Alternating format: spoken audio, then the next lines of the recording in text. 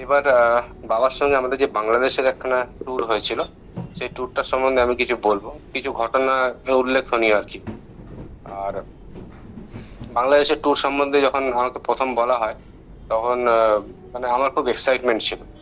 বাংলাদেশে তো আমাদের মানে আমার পূর্বপুরুষরা বাংলাদেশ থেকে এসেছেন, দাদুরা, ঠাকুমারা, আপনাদের কাছ থেকে অনেক গল্প আমি শুনেছিলাম বাংলাদেশের সম্বন্ধে, কিন্তু বাংলাদেশ কখনো যাইনি তো, সেই জন্য মানে খুব একটা উৎসাহ ছিল। প্লাস আমাদের বাবা তো আগে অনেকবার গেছেন বাংলাদেশে।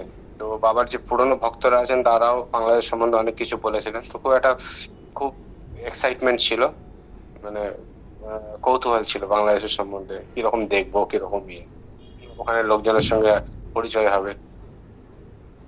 তো বাংলাদেশ বাবার ট্যুরটা এরকম ভাবে প্রোগ্রাম করা হয়েছিল যে আমরা আগরতলাতে যাব, আগরতলা থেকে আখাউড়া বর্ডার হয়ে বাংলাদেশে ঢুকবো।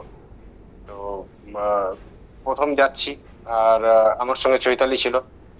এবার ভিসা বললো ওখান থেকে হয়ে যাবে, ভিসা আমরা ওখান থেকে বাংলাদেশের ওখান থেকে গিয়ে করবো, কোনো অসুবিধা নেই, বাবা আছেন ওখানে, হয়ে যাবে।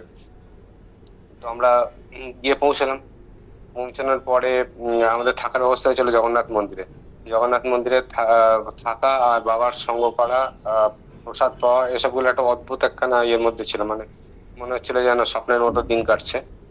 তো যেদিন ভিসার জন্য আমাদের যাওয়ার কথা ছিল, সেই দিন আমরা বাবার সঙ্গে গেলাম ভিসার অফিসে, আগরতলাতে। আচ্ছা, ওখানে গিয়ে কিছু প্রবলেম যেটা হলো, সেটা হচ্ছে আমাদের অনেক ভক্ত ছিল। ভিসার অফিসে বলছে যে আমরা এতজনের ভিসা একসঙ্গে তো দিতে পারবো না, দুজন তিনজন বাবার সঙ্গে থাকলে ঠিক আছে। তো এটা কিরকম হবে? তো বাবা গিয়ে বললেন কোনো চিন্তা নেই, সব হয়ে যাবে। দিয়ে সব ভিসা, আমাদের অ্যাপ্লিকেশন, সমস্ত ভিসা দিয়ে গুলো প্রায় 10টা 12টা একসঙ্গে ছিল ভিসা দিয়ে, সব পাসপোর্ট দেওয়া হলো। পাসপোর্ট দেওয়ার পরে ঠিক নির্ধারিত টাইমে পরের মানে একদিন পরেই ভিসার ব্যবস্থা হয়ে গেল। অদ্ভুত অলৌকিক ব্যাপার আর কি, এতজনের ভিসা একসঙ্গে হয় না। একদম টপ লেভেল থেকে কানেক্ট করে ওগুলো সমস্ত করা হলো।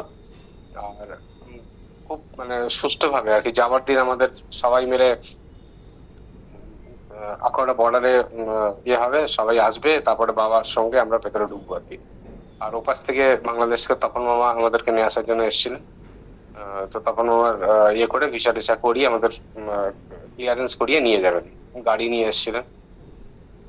তো ক্লিয়ারেন্সের সময় আমাদের মানে সব দেখাশোনা করে বাংলাদেশের কিরকম ইয়ে হবে না হবে, একটা এই পাশের বর্ডার, ওপাশের বর্ডার, এই পাশে আগরতলা দেখা যাচ্ছে, ওপাশে বাংলাদেশ ঢুকছে আর কি, খুব একটা এক্সাইটমেন্ট কৌতূহল ছিল।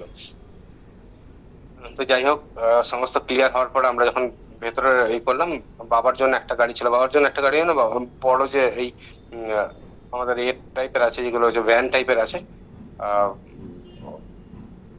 ওই টেম্পো ট্রাভেলারের মতো, ওদের ওখানকার যেগুলো ইয়ে আছে টেম্পো ট্রাভেলারের মতো, যেগুলো ওটা ইয়ে আহ, উম, ওই টেম্পো ট্রাভেলারের মতো দুটো গাড়ি করা হয়েছিল। তাদের মধ্যে একটাতে বাবা বসলেন, বাবার সঙ্গে হীরামন, রিঙ্কু এরা সব বসলেন, আর আমরা একটাতে বসলাম। দিয়ে এবার যাত্রা শুরু হলো ঢাকার দিকে। তো মানে একদম বাংলাদেশটা আমাদের অদ্ভুত ইয়ে হয়েছিল যে পশ্চিমবঙ্গের সঙ্গে তো কোনো ডিফারেন্স নেই।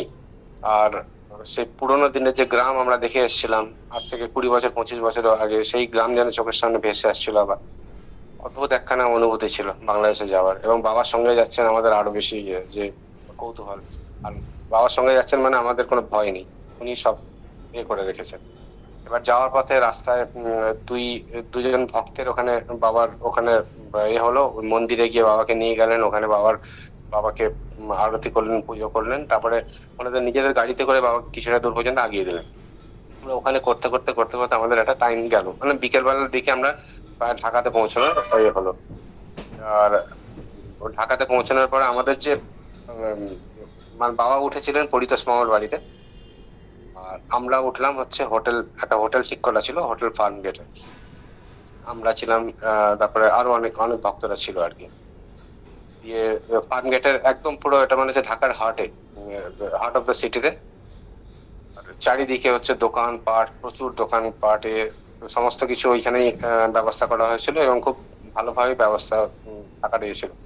কিন্তু তাও একখানা বাংলাদেশে আসার পরে যে ওখানে একখানা ছিল যে আমরা কিরকম ভাবে অ্যাডজাস্ট করব, ওখানে তো নিরামিষ পাওয়া যায় কিনা, হ্যাঁ, খাওয়া দাওয়ার কিরকম হবে। তো সমস্ত জিনিসগুলো যেন বাবা অ্যারেঞ্জ করে রেখেছিলেন। একখানে উল্লেখযোগ্য ঘটনা হচ্ছে, ওই ঢাকাতে থাকাকালীন একদিন হচ্ছে আমাদের পড়েছিল, একাদশী পড়েছিল। এবার একাদশীর সময় আমরা ওইখানে ছোঁয়াছুঁয়ি তো খাবো না, সারাদিন উপোস করতে হবে, উপোস করব। আর তারপরে কি সেবা করা যায় বুঝতে পারছি না। তো চৈতালি এসে বললো চলো হোটেলে গিয়ে আমরা শুধু একটু দুধের ব্যবস্থা করি, দুধ যদি হয়। এবার দুধ কার কাছে নেবো, কোন জায়গায় ছোঁয়াছুঁয়ির কি ব্যাপার আছে না, কারণ ম্যাক্সিমাম হচ্ছে ননভেজ। তো খুঁজছি নিচে, হোটেলের নিচে এসে খুঁজছি। আচ্ছা, বাবা যে আমাদের জন্য সমস্ত ব্যবস্থা করে রাখেন, আবার বোঝালেন সেটা। দেখি একজন মানে টাইটেল হচ্ছে ঘোষ, উনি দুধ বিক্রি করছেন ওখানে, আর ওনার গলায় তুলসীর মালা। আমি গিয়ে বললাম যে আমাদের একাদশীর জন্য দুধ লাগবে। উনি যেন আগের থেকে জেনেই ছিলেন, উনি বললেন হ্যাঁ একাদশীর জন্য দুধ তো আমি দিই, কোনো অসুবিধা নেই, আমার এখানে কোনো অসুবিধা নেই, আমি এখানে তুলসীর মালা আমার গলায় আছে দেখুন, আর আমি আহ, দুধ দিয়ে দেবো, কোনো অসুবিধা নেই। ওনার মানে হোটেলে থেকে গ্লাস নিয়ে আসা হলো। আর এখানে আপনি একদম পিওর নিরামিষ পাবেন, কোনো ছোঁয়াছুঁয়ির কোনো ব্যাপার নেই। এবং সেই দিনের জন্য, সেই দুধের জন্য ব্যবস্থা যেন বাবা আমাদের জন্য করে রেখেছিল। যে হোটেলে থাকার পরেও যে আমরা একাদশী করতে পারবো, এটা আমাদের মানে এখানে আবার হলো যে দুধ যেটা দরকার ছিল, যে খাবারের দরকার ছিল, সেই খাবার কিন্তু বাবা আমাদের জন্য ব্যবস্থা করে রেখেছে। এবং সেটা যেখানেই হোক, পৃথিবীর যে প্রান্তেই হোক। তো মহাপুরুষের সঙ্গ করলে এই জিনিসটা পাওয়া যায়। আর তারপরে বাংলাদেশের ট্যুরটা মানে বিভিন্ন ভাবে, বিভিন্ন দিক থেকে একটা মানে আমার জীবনে আমি কোনোদিন ভুলবো না এই ট্যুর। মানে প্রতিকূলতা থাক, তার সঙ্গে সঙ্গে বাবার যে মানে সংস্পর্শ পাওয়া এবং বাবার সঙ্গে যে থাকার যে জায়গাটা, আহ সেটা আমরা খুব ভালোভাবে পেয়েছিলাম। এরপরে বাংলাদেশের ওইখানে বাংলাদেশের প্রোগ্রামে অনেকগুলো প্রোগ্রাম ছিল আমাদের। ঢাকার কালীবাড়িতে প্রোগ্রাম ছিল, কালীবাড়িতে যাওয়া হয়েছিল বাবার সঙ্গে, যেগুলো আজকে আমি বলবো না, আমি কালকে আবার কালীবাড়ির সম্বন্ধে বলবো, কালীবাড়ির প্রোগ্রাম। আর তারপর হচ্ছে বাবার যে মানে শতকে যে যাওয়ার ঘটনাটা, ওই ঘটনাগুলো আমি বলবো, কিছু ছবি আমি আর গ্রুপে পাঠাবো এরপরে, যেগুলো থেকে আপনারা বুঝতে পারবেন যে বাংলাদেশে মানে বাবার বা ঠাকুরবাড়ির বংশের যে কিরকম একটা প্রতিপত্তি আছে, বা কিরকম একখানা লোকেরা কিরম চোখে দেখে। তো এটা আমরা ওখানে না গেলে আমরা ফিলিংস করতে পারতাম না। এবং তারপরে সবচেয়ে বড় পাওনা যেটা হচ্ছে যে বাবার মানে জন্মভূমি, জন্মভিটে দেখা, এটার থেকে বড় পাওনা, গুরুর সঙ্গে গুরুর জন্মভিটে দেখতে যাওয়া, এর থেকে বড় পাওনা হয়তো আমার আর জীবনে হবে না। তো আজকে আমি এখানেই শেষ করলাম। ভুল ত্রুটি হলে মার্জনা করবেন। আমি পরের সপ্তাহে